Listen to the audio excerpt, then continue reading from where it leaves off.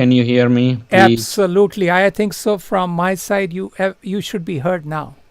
And we Can should you be, can you yes, hear because me, audience? see, I can now see your and my mics both are working fine. Yes, yes, yes, I yes. see. Wonderful, wonderful. You just need to tweak your camera so that I can see you, more of you, sir. Yeah, Finally, 20 minutes into it, and we are there. So thank you, audience. Thank you for staying with us, and thank you for it's a thumbs up. yeah. Thumbs up from everyone, and we are good to go.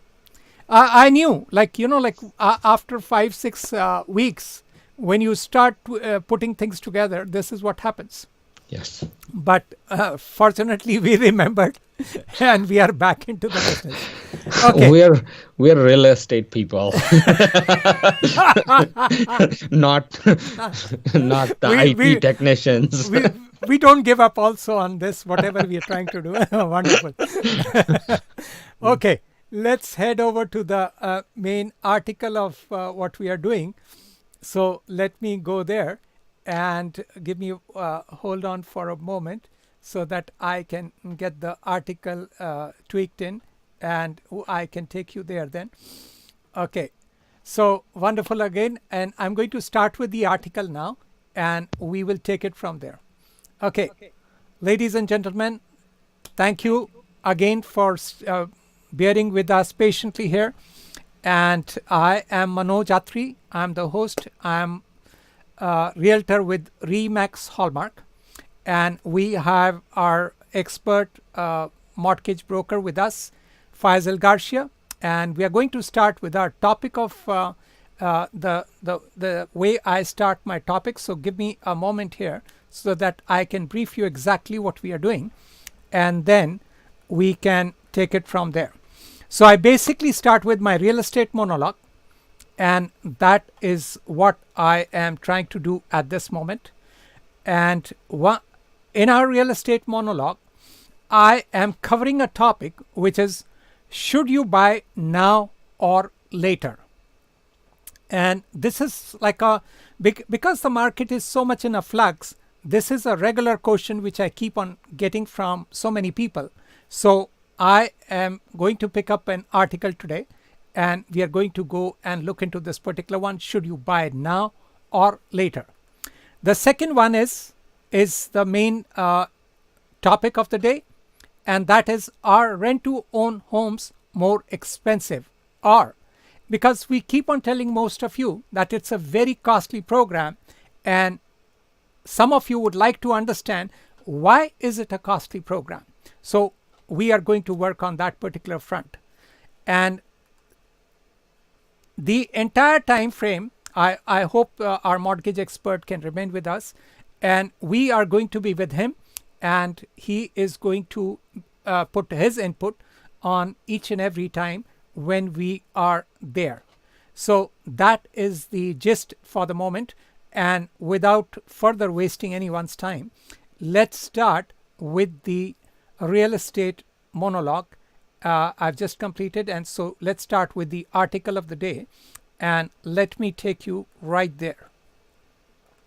Okay, so let's head over to our article of the day, and the article of the day is by Financial Post, and this is a team by Haider Moranis, and this is what exactly is there. This article has been done by two very renowned writers. One is Murtaza Haider. He's an associate professor at Ryerson University, and another one is Stephen Moranis, is a real estate industry veteran. And these are their, this is the article, and the article link, you can actually have a look of the article link in the description there. So we are going to start with the real estate market burning question, should you buy now or buy later? And I will be giving my inputs in between throughout the time, and we will be going back and forth with the mortgage expert there. While it is tempting to time the market by buying low and selling high, it is increasingly difficult to do it with housing. everyone, whichever book of real estate you will pick it up, you will always hear this: buy low, sell high. And it's a very nice saying, but the main thing here is most of the time it doesn't work that way. The market is always constantly in a change. It's a constantly fluctuating. So it doesn't work always. And that is why if you're a prudent investor or a prudent buyer, we are going to walk you through some of the steps.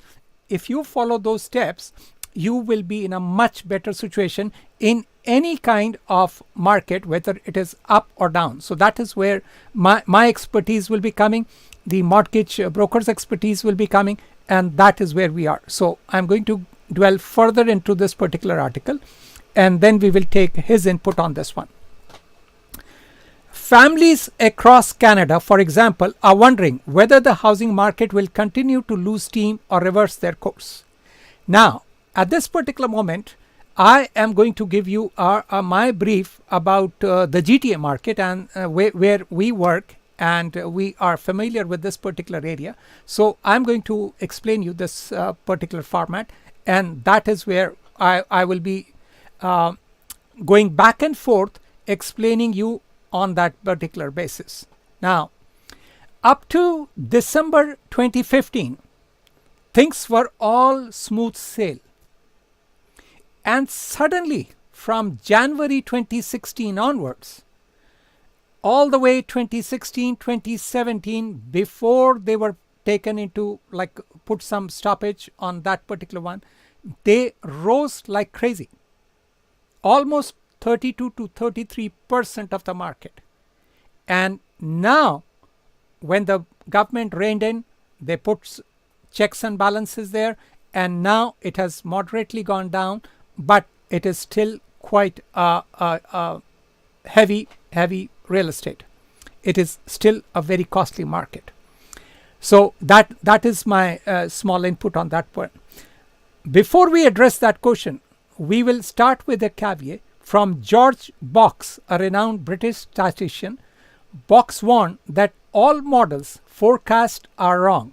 The practical question is, how wrong do they have to be or not to be useful?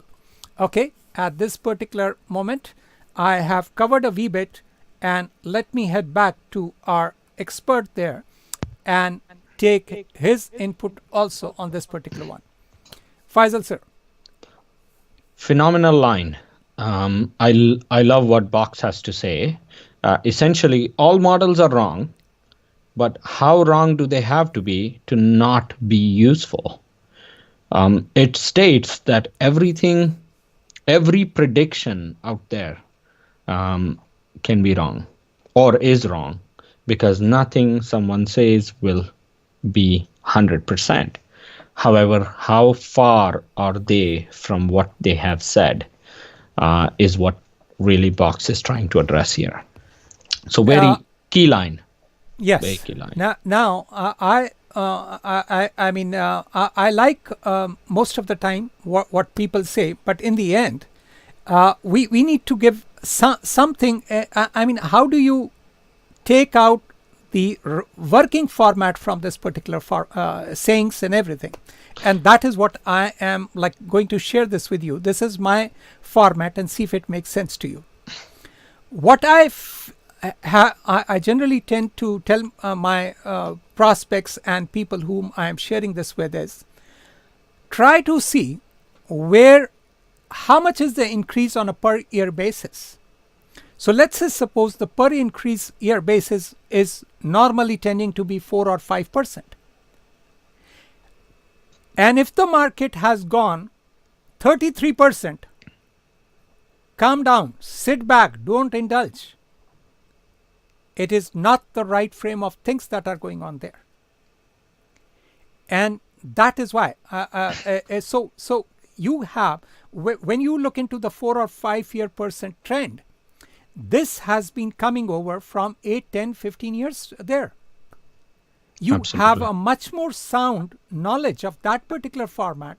And so, let's say suppose most of the time, and this I've shared with a few of my other buyers, whatever was the price in 2015 when things were normal and try to add 4 or 5% for every 3 years, for 2016, for 2017, for 2018, and for few months of 2019, and come up with the prices accordingly.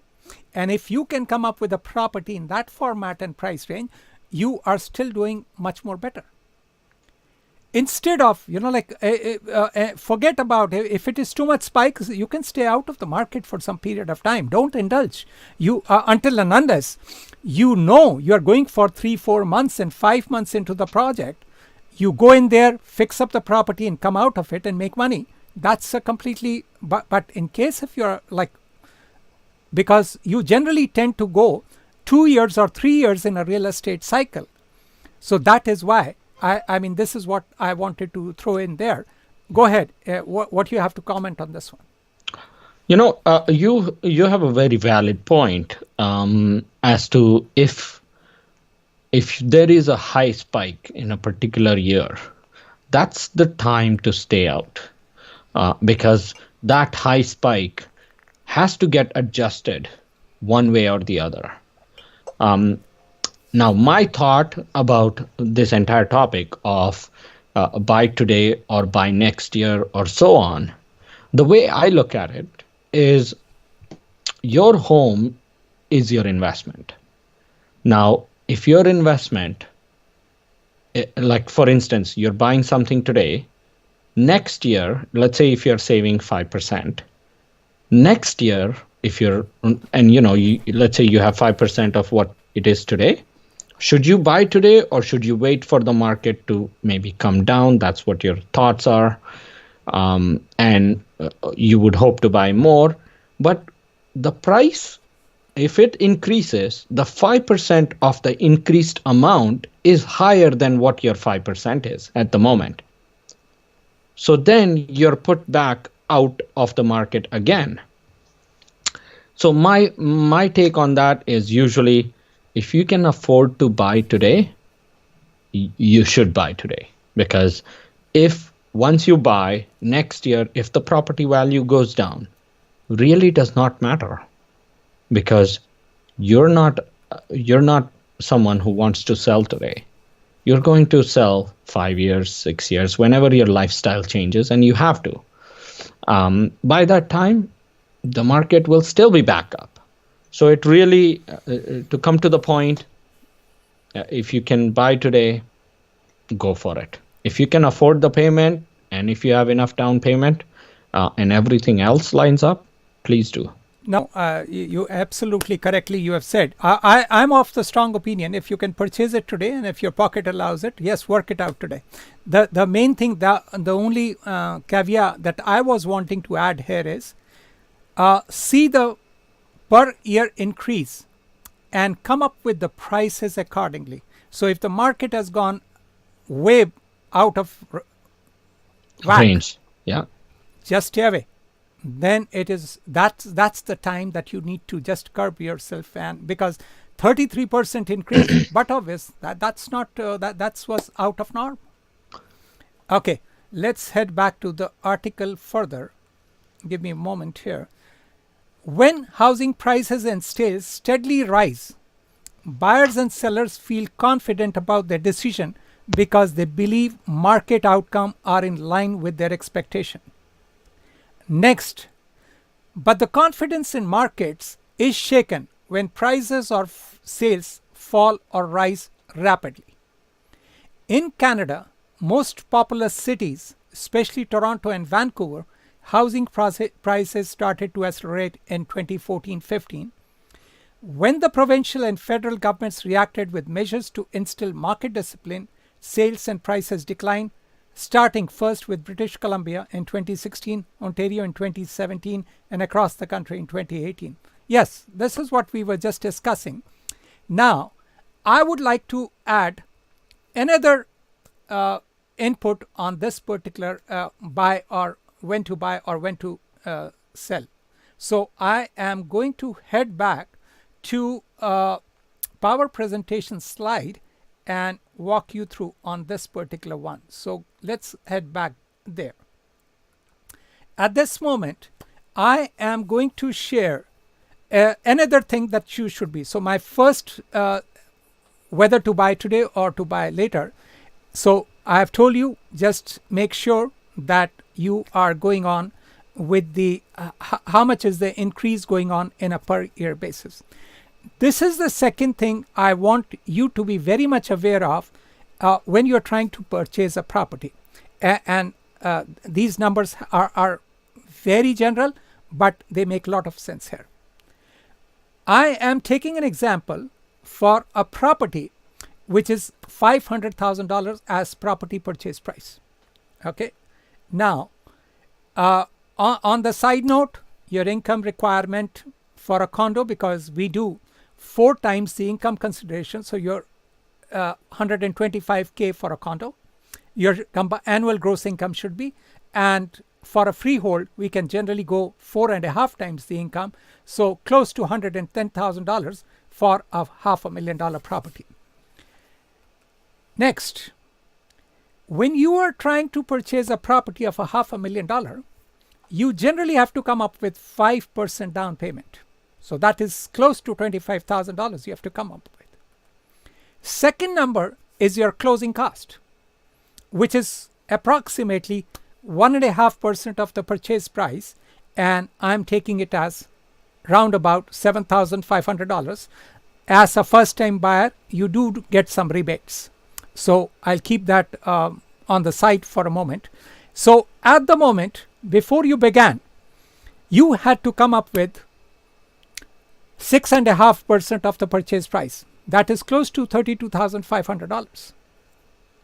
Now, my next thing here is, when you are trying to purchase a property with 5% down payment, we all know that you have to come up with close to 4.1% of the purchase price as your mortgage insurance, the high ratio mortgage insurance. Let me get out of the frame for a moment on this particular one. So in total, you are down by close to $52,500, and I've rounded it to $50,000 because you get some kind of a rebate as a first-time buyer. So let me head back out of the frame for a moment and let you have a look at these particular numbers for a moment. Now, the reason I'm trying to explain it to you, you have to be aware of this as a worst case scenario. Let's just suppose you buy this property today and you have to sell the property tomorrow. Yes, but obvious, you have put down your $25,000. But if you have to sell it tomorrow, there is a 5% real estate fees that is there. So in actuality, on day one of the purchase price, you are down by 10% of the purchase price. So that has to be clearly understood, that you have to buy prudently. You do not have to go when the market is in complete whack. You have to make sure that you know these numbers. You're starting at negative 10%. If the worst case, it will take you at least a year or 2 years in order to come up and make this particular amount of money there. So just be very sure that this is the back end that you are dealing with. Let me head over to the our expert there and let me take his input on this particular one. Faisal sir, what do you have to say on this power presentation? No, it's absolutely perfect. It's actually broken down as to what your down payment is and closing cost, and most of what you paid as down payment isn't even like it goes, and there's very little equity. The 5% down payment does not build 5% of equity. There is nothing. There is 1%, not even 1%. Non-percent, yes. So that is one thing to be mindful of. Therefore, you are essentially looking at the purchase price as your mortgage amount. Mortgage amount, and not only that, they have to be also aware that I'm giving you the worst case scenario. Let's say suppose you buy the property today, something happens and you have to sell it tomorrow. Yeah. You have 5% real estate fees plus Absolutely. HST, mortgage penalty plus lawyer fees. In fact, on day one, you're actually down by 10%. Absolutely. If I'm not wrong with these calculations, see, 5% close to has gone to the mortgage insurance, closing cost and everything. Yeah. And 5% for real estate fees, lawyer fees, mortgage breaking, things like that. And you may have to hold the property for another 2 or 3 months. So so basically, if you don't buy prudently, you are in a big mess. Yep. And that is why when to buy, whether to buy today or later, you have to be aware of these things which are happening in the background. Now, these are just the tip of the iceberg. There is so much in the real estate side that you as a realtor have, client doesn't even know what sort of work is done in the background to get to that point. So this is just, I would like to say, just the tip of the iceberg, or the numbers you can actually calculate. These are hard numbers, and I may be slightly deviating from the topic whether to buy now or later, but I am trying to tell you, whether you buy today or you buy tomorrow, you're starting with a negative 10%. Absolutely. This is the reality on the ground, and you have to be aware of. So do not indulge in such a way. You overpay, like in multiple offer situations, and then you're sitting and what to do? Absolutely. And the main thing here is, in this part of the world, your job is not 100% secure. Yeah. And so you have to be very much aware of. Okay, so if I am, let me head back to the topic and continue further on that particular one.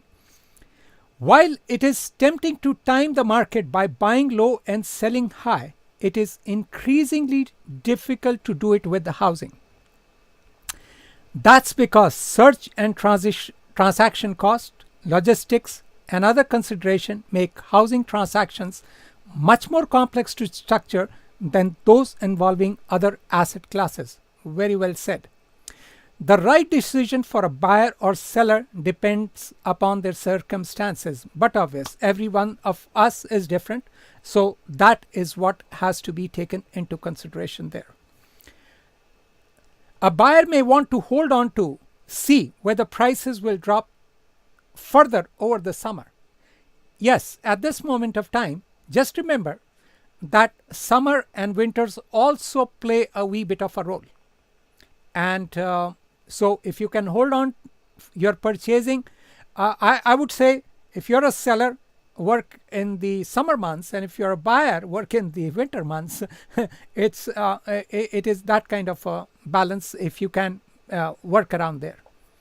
At the same time, prospective sellers in general want to wait for prices to rise or at least stop falling before they list their properties. So the gist here is, give yourself some time frame before you're purchasing or whether you are selling.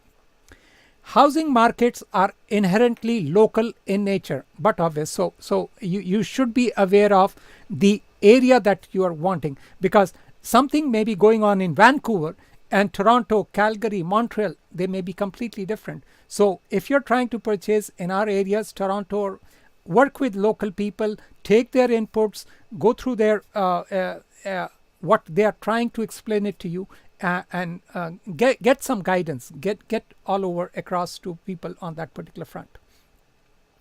Recent research showed that some investors who bought under construction condominiums in Toronto wound up underwater because rent did not cover mortgage payments, maintenance fees, and property taxes. I think so. The scenario has changed quite a differently in this particular one, and so that is let's head over on this particular one, because I have let's take the experts' advice on this input also on this particular one. So give me a moment here. Uh, I think so. When they are saying, let's go through this line again, Faisal. Recent research showed that some investors who bought under construction condominiums in Toronto wound up underwater because rent did not cover mortgage payments, maintenance fees, and property taxes. I'm finding it completely different these days, because downtown core is a rental nightmare. I mean, it is good from landlord point of view, but if you're a renter, it is going. It's quite a difficult there. You know what I see in that, and I don't know if I fully agree with that statement at the moment. However, what I see is the property spike, property price spikes that we had last year and a bit year before, has not fully translated into the rental payment hikes yet. It has hiked most of it, but not all of it. And so yes, you're right. And with Airbnb in place, it's quite a challenge as a tenant to find a property that fits your need, where you're not competing or not paying quite a high price, with rental control in place as well.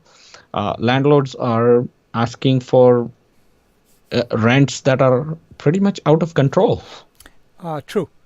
I think so. There may be some correctness on this particular one, because see, the main thing here is the prices these days. If you want to purchase any property downtown core, it's very costly. And it may not be meeting the rental amounts, the mortgage amounts, and maintenance fees and property taxes. Yeah, this statement may be true if you are, but it will be very good for those people who had bought it previously, and they are now enjoying the rental market in the downtown. You know, another thing I look at is under construction, taxes are usually not something taken into account very much, because that is there. Municipality lays those taxes pretty much a month before registering and having the closing going on. Yes, that's true. So that's one. Another thing is because it is under construction, having the condominium fees set up, usually they are on the lower side. Because a lot of other hard facts are not in place. So all in all, that may be one of the reasons why rent is falling short to cover everything else, but interest rates haven't gone up very much.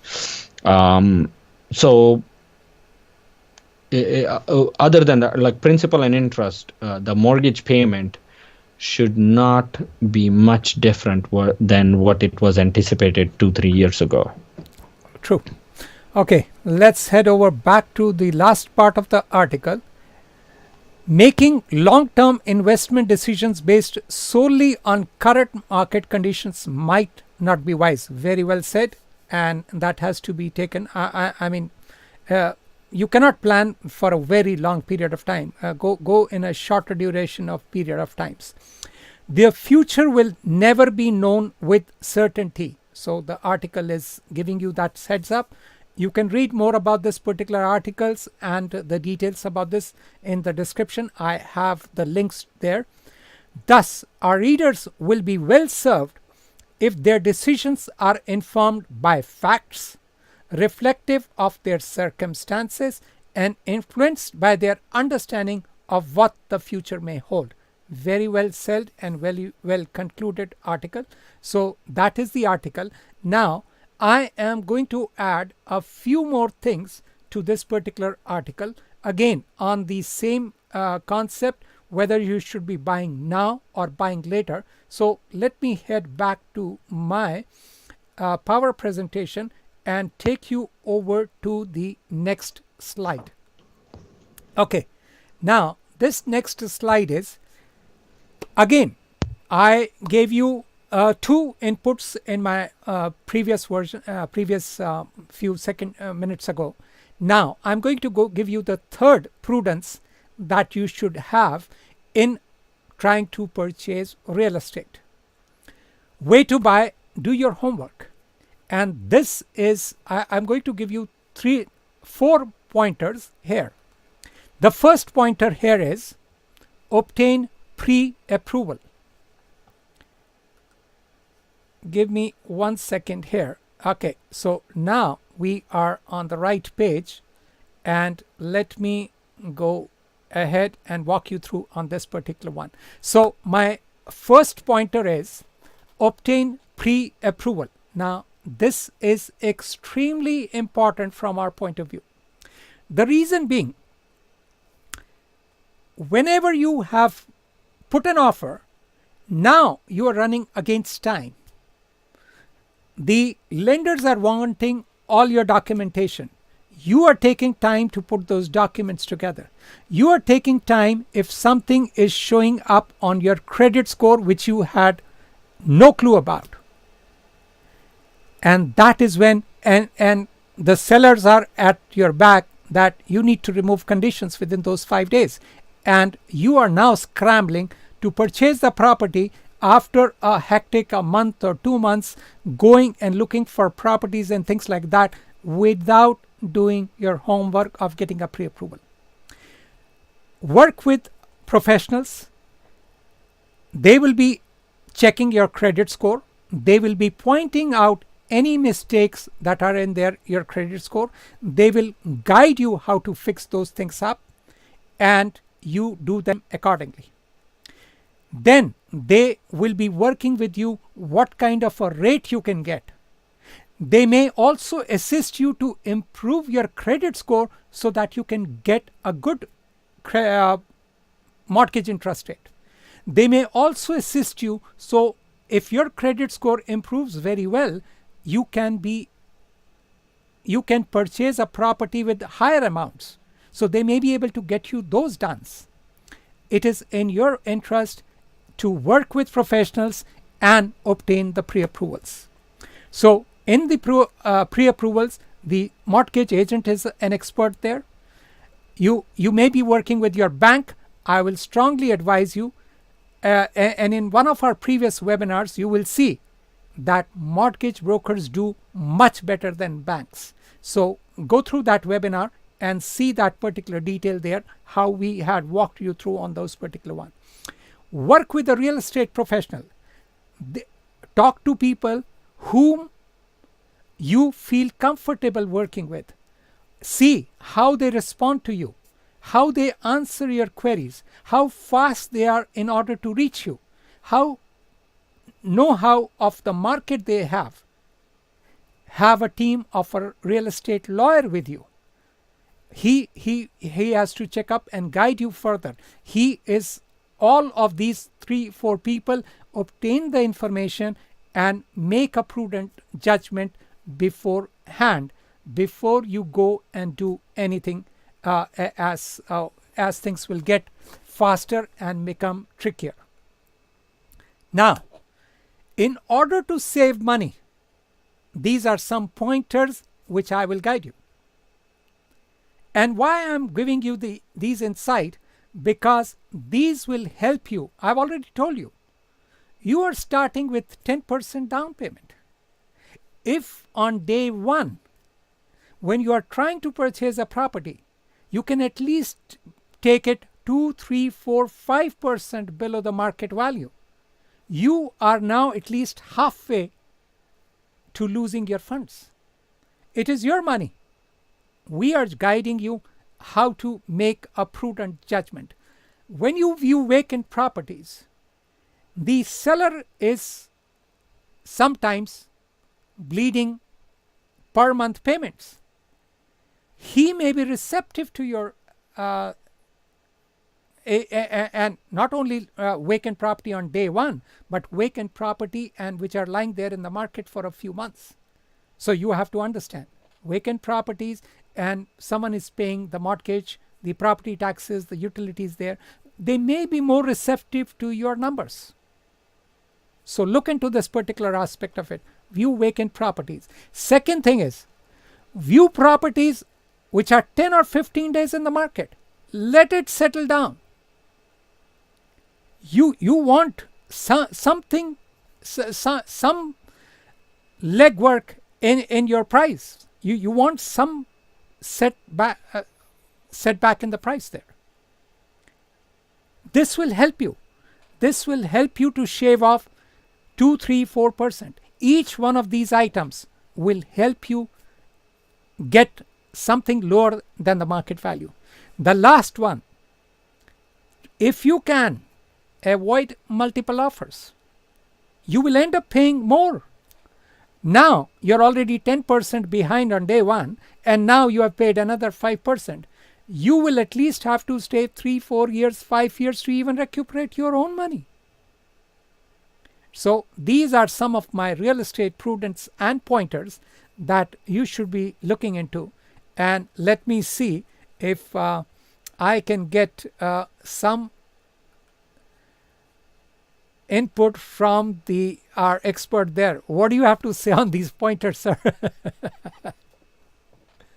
You are mute, sir. Mute. You're mute.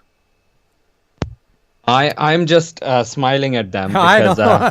Go ahead, sir. you've given part of your Manoj formula out. I have. I mean, I want people to buy prudently and make real estate as an ATM. But if you need to make real estate as an ATM, you need to follow some steps, sir. Yeah. Go ahead. No, you have exact steps that are needed. Obtaining pre-approval is extremely important because one, and Manoj you've touched most of them. I'll just go on the other side. That's important. Where imagine you've gone yourself, spent 2-3 weekends, found a property that you really like. Now you're in love with the property. It works for yourself, your kids, your family, and you cannot be approved for it. That is a heartbreaking incident, pretty much. And within, let's just say, if you put in an offer and you've got 5 days, in that 5 days, there's a lot of communication and a lot of action that has to be done for you to get a mortgage commitment. And it's just not, along with lenders being busy, insurers involved, there are multiple parties that do get involved. Therefore, 5 days is barely enough time to get you an approval. Therefore, obtaining a pre-approval is extremely important, extremely important. If you see exactly, sorry to interrupt you there. If you see exactly, it's not even 5 days. You actually get 4th day because the 5th day you have to do the home inspection. Absolutely. Yeah. And the main thing here is, if you had a pre-approval and by chance at the 11th hour you were very prudent, you did not get into a multiple offer situation, you had given an offer and immediately within an hour there's another offer.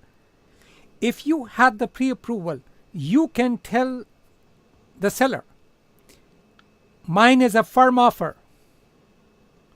Even with less price, he may take your offer than the other offer which has conditions. That is why you will shave off 1% or 2% easily there.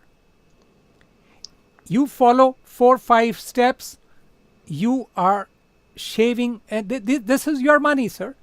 Yeah. And in our previous webinars, we had given them so much walkthrough with how for the rates, for how they can, do so many other things in order to shave off from 25 years, come down to 21 years and other stuffs.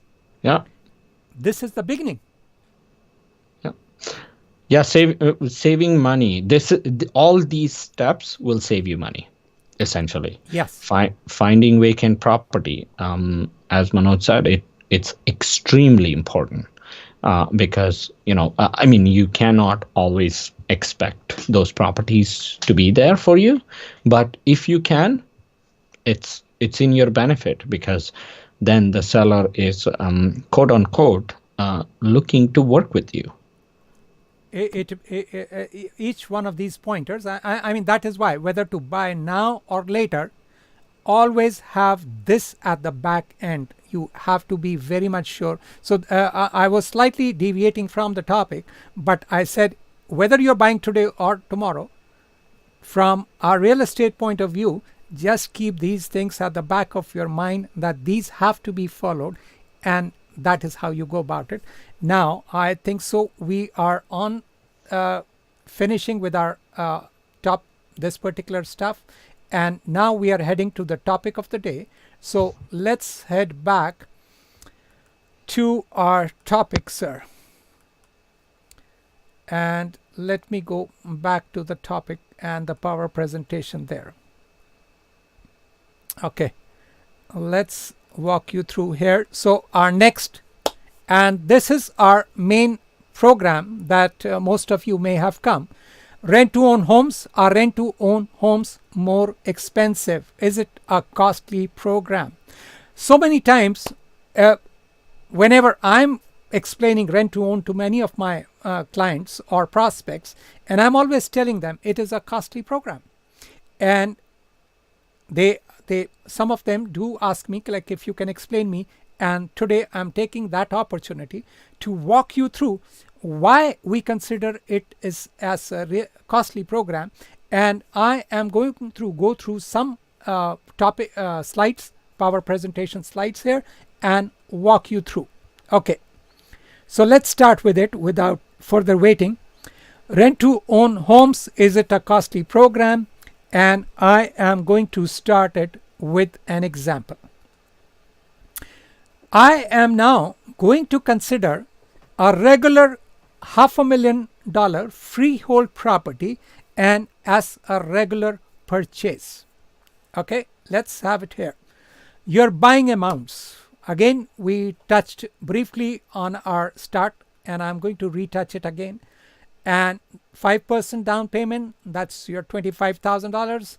Approximate closing cost, roughly around it should be around $7,500, but you have a rebate kind of a thing, and I'm just trying to have it narrowed down to round figures, and the total number of cost is around $31,000. So that's the starting point, but let's get into the main part of this particular one. This is where it comes. So for a regular $500,000 property, we found that your per month payment amounts are generally $3,000 per month. I'm keeping things rounded just to give you a brief idea here. How did we come up to this $3,000? The mortgage amounts close to $2,300, utilities close to $300, property taxes close to $300, and your property insurance around close to $100, and we rounded it to $3,000 per month.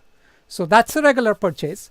And now let's say we assume that the property appreciates by 5% per year, and we're not going to go into the crazy market, but just a normal, keeping everything similar and normal format. Property is appreciating on a normal course of things, and so the property value after 5 years is $630,000. Next, your mortgage balance after 5 years with 5% down payment and things like that, roughly let's say is around close to $430,000. And now the total difference between the property appreciated value and the mortgage left on it is close to 630 minus 430 is $200,000. That's giving you a rough idea what exactly is going on in here.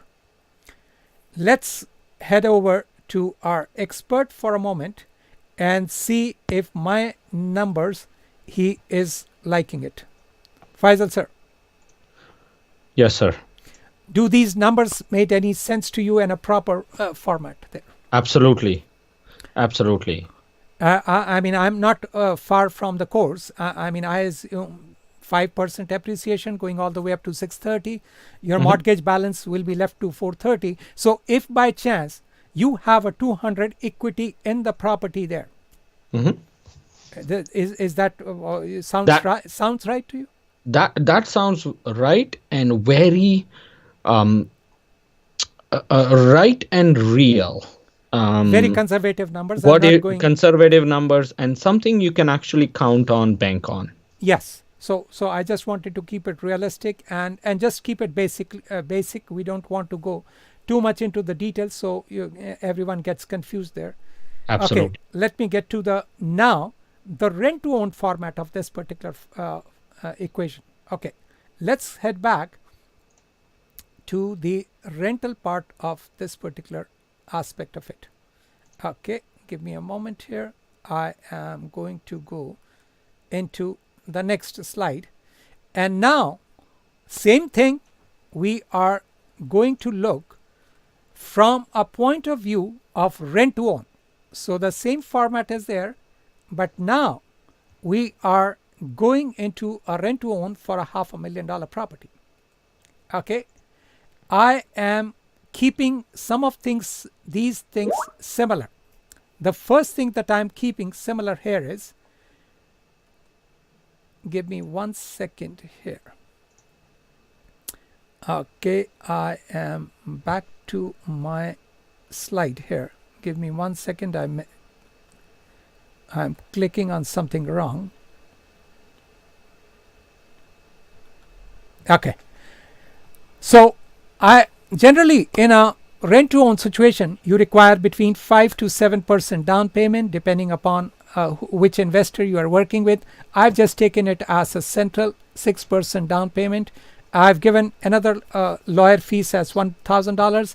I am trying to keep both the buying and the rent to own amounts similar, so you can understand the differences in gist there, because these ones will be very similar. The starting numbers will be very similar. Now let's go through the per month amounts. Now in a rent to own situation, instead of that $3,000, you will be paying close to $3,500, where this $500 goes towards your additional down payment. Let's break it up again. Rental could be close to $2,600, utilities could be close to $300, content insurance could be close to $100, and $500 goes towards your additional down payment. And now you are paying close to $3,500 per month. Next, assuming the property appreciates by 5% per year, and you have your contracts in place, and the option price after 5 years was accepted as $630,000. We are keeping everything same from day one. Now comes the interesting part. The value, if you see exactly here, you are paying $630,000 after 5 years, and also the value of the property has also appreciated to $630,000. So the value appreciation is $130,000 in this particular case also, and now you're only paying, had you purchased the property, you would have made $200,000. Now the property has only appreciated by $130,000, so you have to purchase it at $130,000. So the difference is $70,000 is the difference between the two scenarios. Let's head back to the next slide so I can show you the exact difference side by side. So when you did the regular purchase, you had property value, mortgage balance is the difference here. You made exactly $200,000. Whereas in a rent to own format, you only got one component there, and that is the appreciated value. You did not get the benefit of the mortgage which has gone down. And so that is why this is $70,000 and that is what you have overpaid with. Let me head over to the expert also there and see if he accepts my numbers.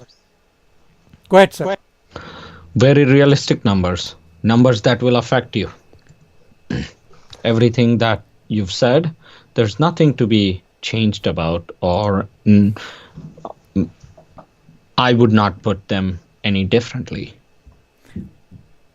See, it is not a tricky equation. There were two components there.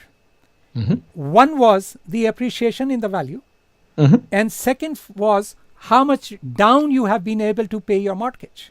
Yes. In the rent of own situation, the paying down the mortgage was not in your benefit. Absolutely. So that $70,000 remained there. Now, I would like to add another aspect to it. I have not taken into consideration that in 5 years, it's not going to happen because the market is very good. But let's say, suppose the market value drops, you still have to purchase it at 630. Absolutely. And you have not got the benefit of the $70,000 which the mortgage went down. So that's why whenever we call it, it's a very costly program. That is what we are relating it to. So in no way it is equal to or even more than that. You are at a loss by dollars when you are doing the rent to own program, and that is why we call it as a costly program. This program may be beneficial for you, but that being beneficial is very slight chance, extremely slight chance. Slim, I should say, extremely slim chance.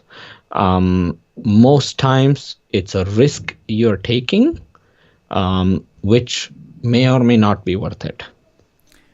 And now let's explain it. Why do we harp on this particular one? Whether it is a costly program, whether it is a worst case scenario, and it should be your last resort. The reason we are trying to explain you this is, we have no problems. We'll put it together for you. But after doing 2-3 months of walking you through this whole program, going through each and everything, and you will then come and say, no, this is very, very difficult. Yeah. So we want you to make sure if you have ran out through options, we understand that. But even if you have ran out of those options, you have to be very aware of. It is the worst case scenario. It is the most costliest program, and you should not be doing it in your right frame of mind. But if you have ran out of all the options, but obvious, we will put it together for you. But you have to be aware where you are starting from. Because if you're not aware of these factors, and then after wasting 2-3 months, going through all the details of the program, going through all the formats of the program, and you say, why did I start with it? And that is the reason we are explaining you this. You just be aware what exactly entails in this program before you indulge into it. And even when you indulge into it, we will put it back together for you in the best format. But you need to understand the starting point there.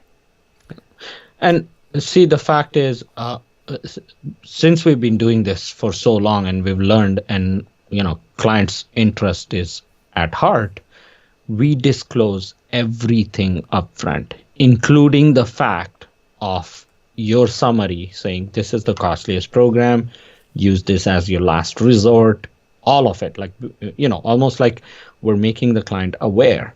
Now, these statements may not be heard by anyone else that's doing it, but you will be paying for it.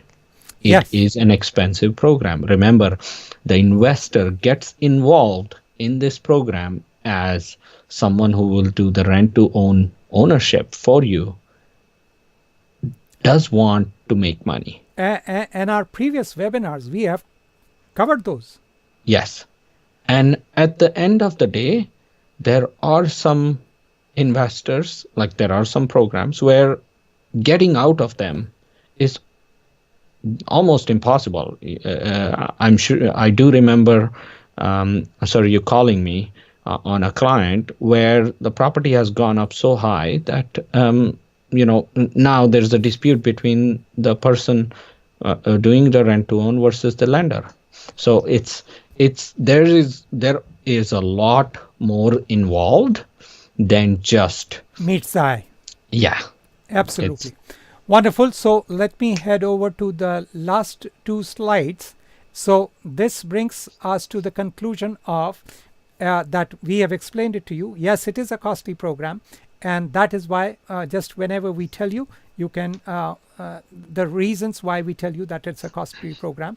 And again, in order to conclude this, again, why do we call ours as a smart rent to own program? It is because of these particular things, that how we have made this program smart for you. Okay, now before we head over, I think so our expert had to just go, and I am going to give you two of his major websites that you can absolutely go there and take advantage of his expertise there. His name is again Faisal Garcia, and his website is faisalgarcia.com, and you can go there and for all your mortgage and credit repair expertise there. His other website is, he's an expert in credit repair. You can also go to creditrepairnow.ca, and you can get all the information there in order to repair your credit there. And now I am about to conclude this with the last of my website. Most of the time you can come over to manojatri.com, and you may have come over to this particular page /webinar, where you can register for all your future ones.